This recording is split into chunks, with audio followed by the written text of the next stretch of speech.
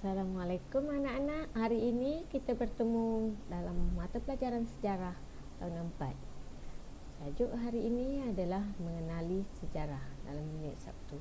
Di bawah subtajuk konsep masa dalam sejarah. Okey.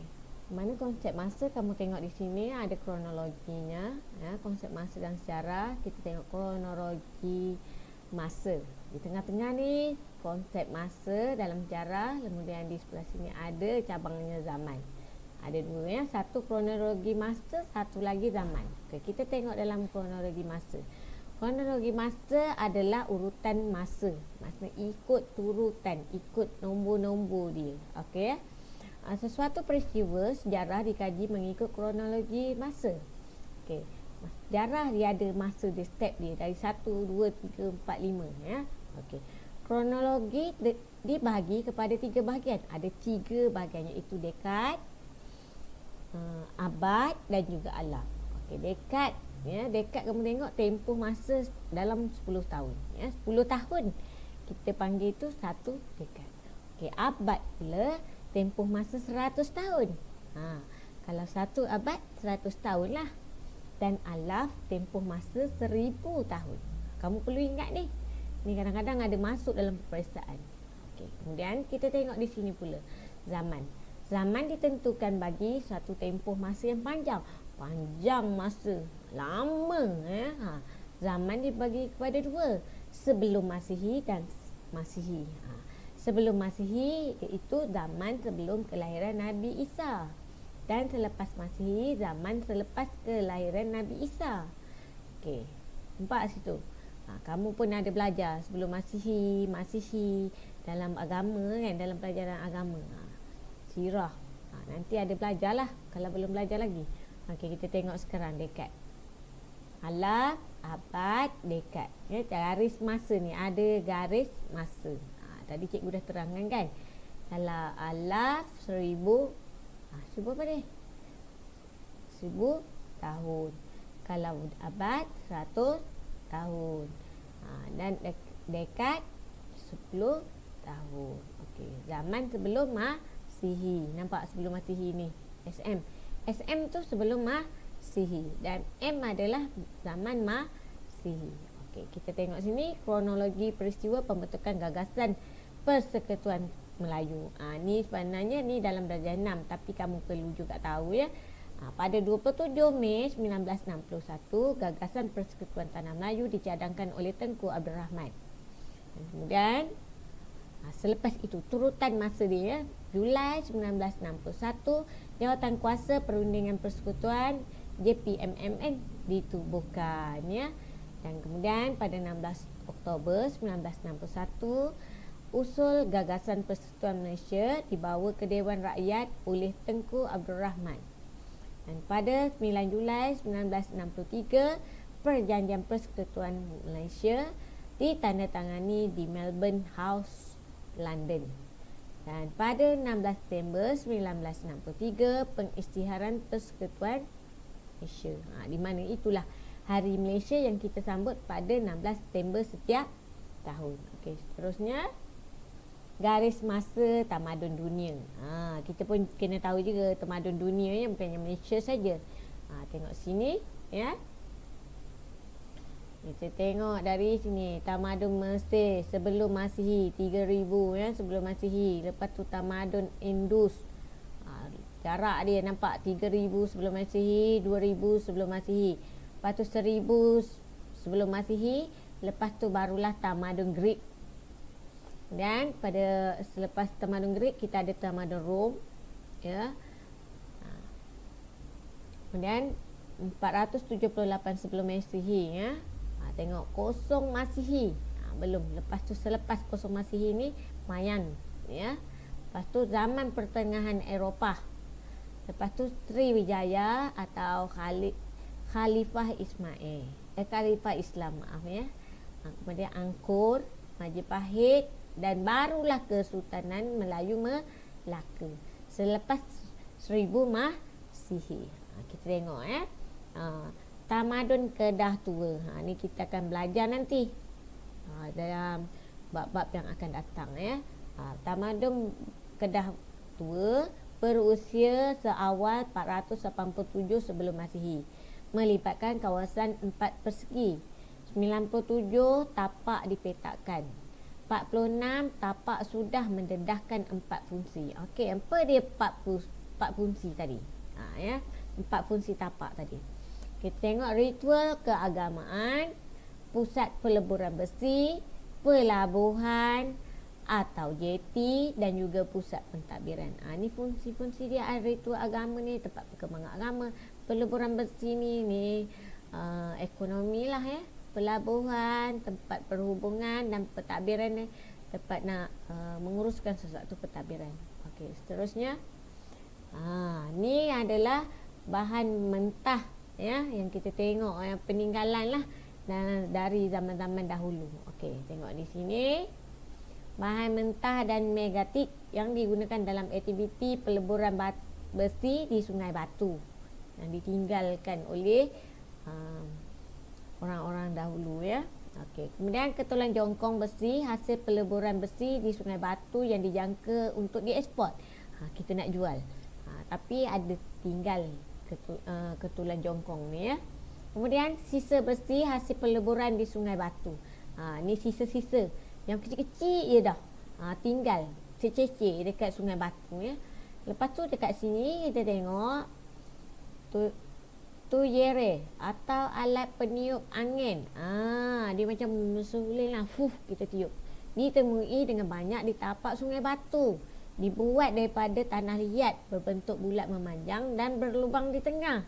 Biasanya digunakan melekat pada relau bagi mengepam angin untuk menaikkan suhu api.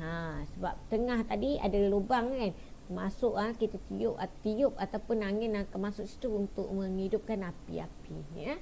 Okay, kita tengok seterusnya.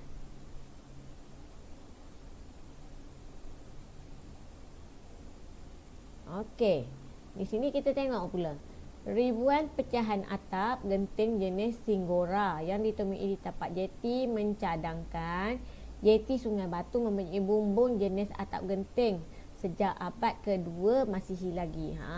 Bukan ke orang sekarang yang pakai atap genting. Rupanya pada abad 2 Masihi kita dah guna dah atap genting ni. Ya. Kemudian banyak bata mempunyai kesan aliran jari manusia. Kepercayaan ini mempunyai kaitan dengan simbolik roh yang dipersembah dalam pembinaan bangunan.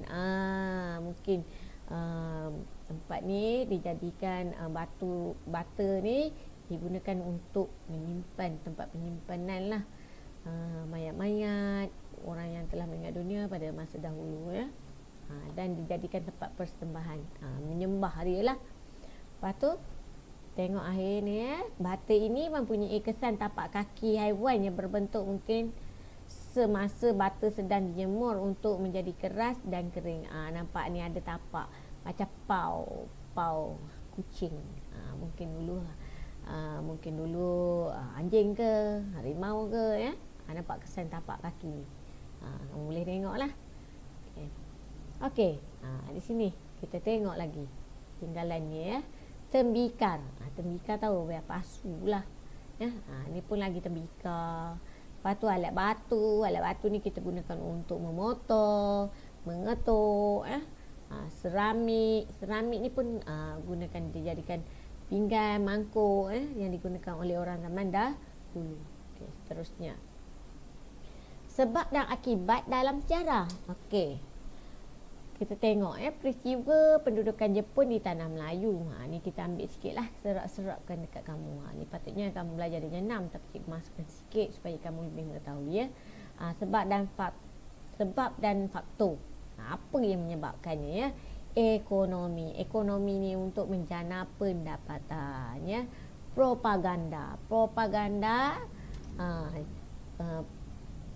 ni macam apa ya kita nak panggil perselisihan lah. Ada rusuhan ya. Di mana ekonomi itu pada tahun 1941 pada Disember 8 ya. Okey. Akibat dan kesannya. Apa dia sebab oleh penjajahan Jepun ni? Kemusnahan infrastruktur infrastruktur. Jalan-jalan rosak, jambatan dia runtuh, ya. Bot dia hanyutkan, dia karamkan, tak boleh guna, ya. Kehancuran tamadun manusia. Dah hancur dah tamadun manusia di dalam Melayu ni, ya. Kemudian menyemarakkan semangat kebangsaan. Oleh kerana penduduk penjajahan Jepun ni, semangat orang-orang penduduk tanah Melayu ni makin membara dan menentang penjajahan Jepun ni, sebab Jepun ni zalim, ya.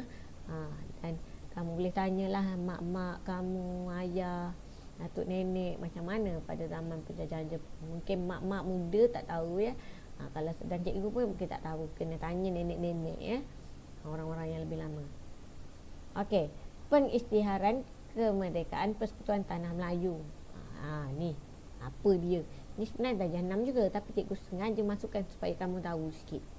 Okey, sebab ini adalah masa kan, garis masa kita nak tengok, peredaran masa. Sebab dan faktor dia. Sebab semangat perjuangan orang-orang tanah Melayu ni bersemangat wajar nak membangkitkan lagi semangat cinta akan negara, ya. Jadi semangat perjuangan tu ada. Sifat tolak ansur dan muafakat. Mereka bekerjasama lah ni. Usaha yang gigih. Maksudnya bekerjasama sehingga mendatangkan hasil. Dan akibat dan kesannya bebas daripada penjajah. Di mana Malaysia pada 31 Ogos 1957 kita bebas dari penjajah. Kita tidak dijajah lagi oleh kuasa-kuasa luar, ya. Kemudian terbentuklah sebuah kerajaan demokrasinya. Nampak sebuah kerajaan demokrasi dibentuk. Kemudian perpaduan kaum diwujudkan. Bangsa Melayu, Cina, India bersatu padu, dan bangsa-bangsa lain bersatu padu membentuk negara, membentuk Malaysia. Semua sepakat, tak ada bergaduh-gaduh, tak ada pertelingkahan. Jadi Malaysia menjadi aman, damai dan berkembang maju, ya. Okey, seterusnya. Okey, kenapa cikgu nak menyatakan kepentingan sejarah dalam hidup kita? Di sini awak nampak ni. Ada Melayu, India, Cina, ya. Gadazan, Iban, Bidayuh, ya. Semuanya adalah bangsa Malaysia, hidup dalam perpaduan. Okey. Jadi cikgu dah cakap kenapa. Untuk mengetahui kepentingan suatu peristiwa, kita memahami sejarah tamadun awal bangsa dan memberi iktibar daripada pengalaman masa lalu. Iktibar ni pengajarannya, melahirkan perasaan jati diri yang tinggi. Kita kena ada semangat dalam diri kita. Kita tak boleh jadi rendah diri. Kita tak, kena ada sayang pada negara kita. Okey, membentuk kepribadian bangsa. Setiap bangsa ni dia ada kepribadiannya sendiri. Mempertahankan kedaulatan dan kemajuan negara. Negara kita ni tak boleh dijajah. Kalau dijajah oleh bangsa asing, kita habislah, ya. Tengok kita di bawah pentadbiran. Siapa sekarang ni? Tun Muhyiddin, Datuk Muhyiddin Yassin, ya. Kemudian raja kita yang memang baik bagi kita, kan. Dan merangka wawasan masa depan yang lebih cerah. Kita nak pandang jauh apa yang akan jadi pada negara kita ni. Sebuah negara yang mundur ke macam mana? Tentulah kita nak negara kita menjadi berkembang, kan. Mengetahui pemimpin dan tokoh negara. Tu kita perlu tahu. Nama tokoh-tokoh negara, pemimpin-pemimpin yang telah lepas. Najib Tun Razak, Mahathir, Tun Razak, Tun Hussein On, Tunku Abdul Rahman, semua kita kena perlu tahu, ya. Menghargai jasa pemimpin dahulu dan kini. Orang dulu dia ada pengorban dia macam mana. Kita kena hargai, kita kena ingat, kita kena sanjung. Yang kini, Datuk Muhyiddin Yassin pun banyak berjasa pada kita. Okey, dapat melahirkan masyarakat dan yang bersimpati, empati. Kita mesti ada sikap dan kita belas kesian, ya. Menjadi pedoman atau pengajaran bagi rakyat dan juga sebagai bahan rujukan, ya. Okey, seterusnya. Menyatakan kepentingan pengurusan masa dalam kehidupan harian. Masa itu emas. Kita perlu menghargai masa, kan. Masa itu emas, kita perlu menghargai masa. Oleh itu kita tidak boleh membuang masa dengan perkara yang tidak berfaedah. Siapa suka buang masa sini? Main game tu buang masa, main basikal kat luar tu tiap masa. Tapi sekarang pada masa Covid ni tak adalah orang main kat luar kan.